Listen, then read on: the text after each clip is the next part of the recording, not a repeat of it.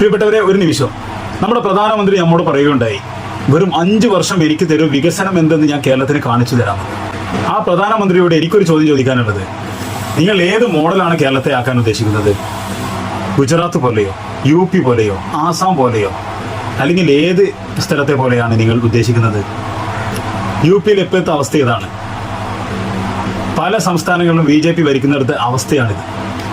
ഇനി ബഹുമാനപ്പെട്ട പ്രധാനമന്ത്രി കേരളത്തിന്റെ അവസ്ഥ ഒന്ന് കണ്ടു നോക്കൂ. BJP ഭരിച്ച സംസ്ഥാനങ്ങളിലെ വികസനം കണ്ണ് നനയാതെ കാണാൻ പറ്റുന്നില്ല. എന്നിട്ടാണ് 5 വർഷം തരൂ കേരളത്തിന് വികസനം പഠിപ്പിക്കുക എന്ന് പറയുന്നത്. പ്രിയപ്പെട്ടവരെ, എനിക്ക് നിങ്ങളോട് പറയാനുള്ളത്, ഓരോ വോട്ടും വിലപ്പെട്ടതാണ്. ഓരോ വോട്ട് ചെയ്യേണ്ടതും ആലോചിച്ചിട്ട് വേണം.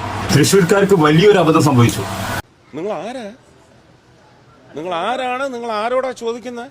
വളരെ സൂക്ഷിച്ച് സംസാരിക്കണം. എന്തായാലും തൃശ്ശൂർക്കാർ വോട്ട് ചെയ്യുമ്പോൾ നന്നായിട്ട് ആലോചിക്കുക. ഓരോ വോട്ടും വിലപ്പെട്ടതാണ്.